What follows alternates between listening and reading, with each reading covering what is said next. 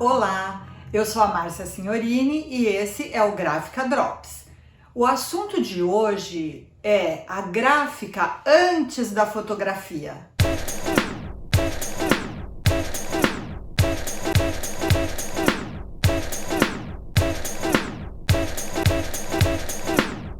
Como nós vimos no episódio 2 aqui do canal, o elemento chave nesse mundo maravilhoso da gráfica é a matriz de impressão. Ela é um elemento que tem a missão de separar completamente as áreas que vão receber tinta das áreas do suporte, que pode ser o papel ou qualquer outro material. Nós vimos também que existem apenas 4 tipos de matriz e eles se distinguem pela forma como se dá esse transporte de tinta.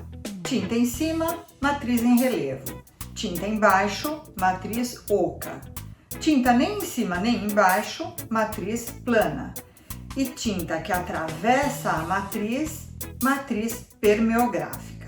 Muito bem, hoje, rodeados de produtos gráficos de todos os tipos, pode parecer que foi fácil inventar essa peça mágica, mas não foi não, demorou muito tempo. Na cultura ocidental, depois daquela sacada do Gutenberg de associar os tipos móveis a uma antiga prensa de amassar uvas, a questão da reprodução do texto ficou praticamente resolvida.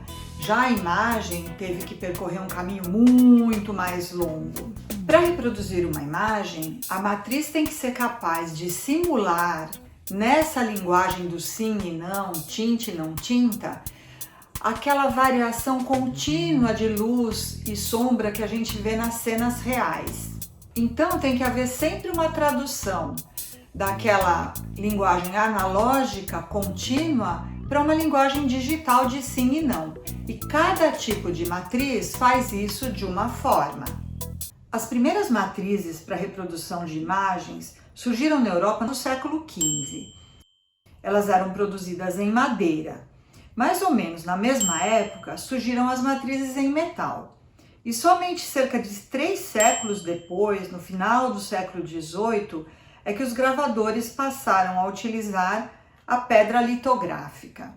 A matriz permeográfica, essa já é conhecida do ser humano há muito tempo, desde os antiquíssimos chineses que usavam aquele sistema de estêncil, para reproduzir imagens. Ela veio se desenvolvendo mais ou menos sem alteração até hoje. Mas como é que cada um desses materiais, madeira, metal, pedra, tela, se transformam ou se transformavam em matrizes? O Museu de Arte Moderna de Nova York tem uma animação muito bacana para mostrar isso. Aliás, acho que é a animação mais bacana que eu já vi.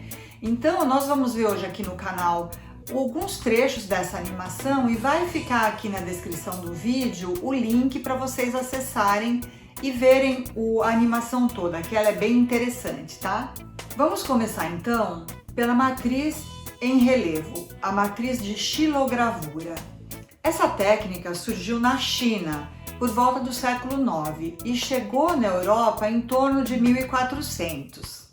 Nessa técnica, um bloco de madeira é entalhado manualmente.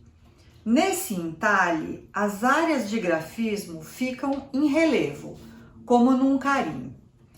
A matriz é entintada com um rolo e a tinta se deposita somente nas áreas em relevo. O suporte é colocado sobre a matriz e com uma pequena pressão a tinta é transferida. Temos assim um exemplar da imagem impressa. Vocês podem imaginar a dificuldade que é entalhar um bloco de madeira. Os veios do material desviam o corte e também as áreas que, quando elas são muito fininhas e ficam em relevo, elas tendem a se quebrar no momento da impressão, quando a gente tem que colocar uma pressão ali para fazer essa transferência da tinta. Então, esses achureados que simulam a modulação da luz, o claro-escuro das cenas reais, eles não podem ser muito finos e eles, por isso, ficam bem visíveis. A xilogravura deu origem, alguns séculos depois, à flexografia, que é um sistema usado muito hoje para embalagens, para imprimir material plástico e coisas desse tipo. Na gravura em metal, que é contemporânea da xilogravura, parte-se de uma chapa de metal sobre a qual se risca com um instrumento de ponta bem dura ou uma ponta seca, um buril, e se marca a superfície desse metal. Então, nessa profundidade desses riscos é onde a tinta vai se depositar. Nessa animação, nós vemos uma derivação do talho doce, que é a água forte. Nessa técnica, a chapa de metal é coberta por um verniz, sobre o qual se pode riscar com muito menos esforço que sobre o metal diretamente. As áreas riscadas nesse verniz deixam o metal à mostra. Quando se mergulha essa chapa assim tratada no ácido, as áreas protegidas pelo verniz ficam intactas, enquanto que nas riscadas o metal é corroído, gerando os sulcos onde se depositará depois a tinta. Essa matriz é então entintada em toda a superfície. Depois se retira a tinta excedente e fica somente o que está nos sulcos. Para arrancar essa tinta dos sulcos é preciso uma pressão muito maior do que aquela do papel sobre a matriz de xilogravura, não é? Então, sempre para se aplicar essa técnica é necessária a utilização de uma prensa.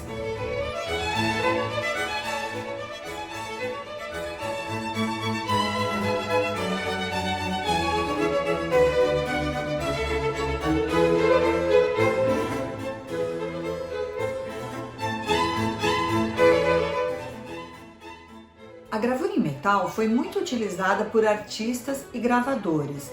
Até o final do século XVIII, ela foi hegemônica na ilustração de livros técnicos e científicos, além da arte. Todas as ilustrações da enciclopédia de Diderot e d'Alembert foram obtidas usando essa técnica da gravura em metal.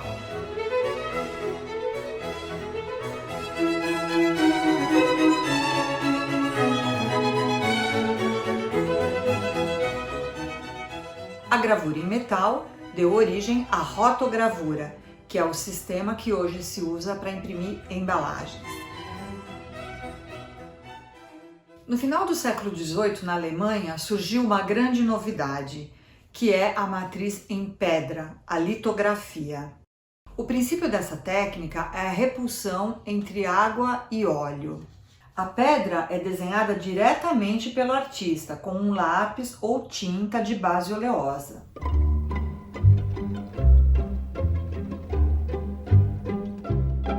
Quando a superfície da pedra é molhada, as áreas desenhadas repelem a água. Entintando essa matriz com uma tinta também de base oleosa, ela vai aderir somente às áreas que estavam previamente riscadas com aquele lápis oleoso e não sobre as áreas molhadas.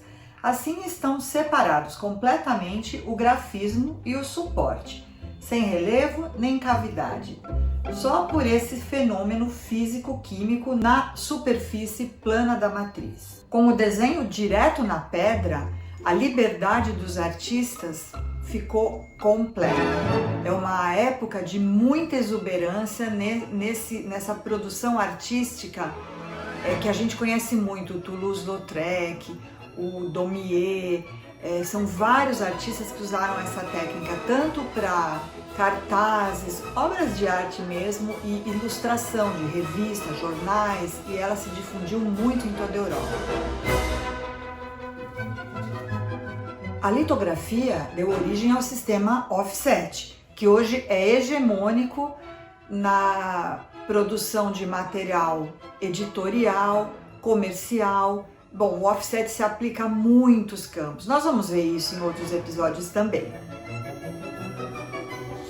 A matriz de serigrafia é uma tela muito fina, hoje de nylon, esticada num bastidor de madeira. Se protege essa tela com um material aderente, que deixa abertas as áreas do grafismo, por onde a tinta vai passar. Quando se espalha a tinta ao longo da matriz com esse aplicador, ela atravessa a malha da tela e adere ao suporte, gerando assim cada exemplar da tiragem. Essa técnica teve uma grande participação no movimento artístico pop art, mais ou menos na década de 1960, quando os artistas começaram a explorar muito o uso dessas matrizes para produzir as suas obras de arte.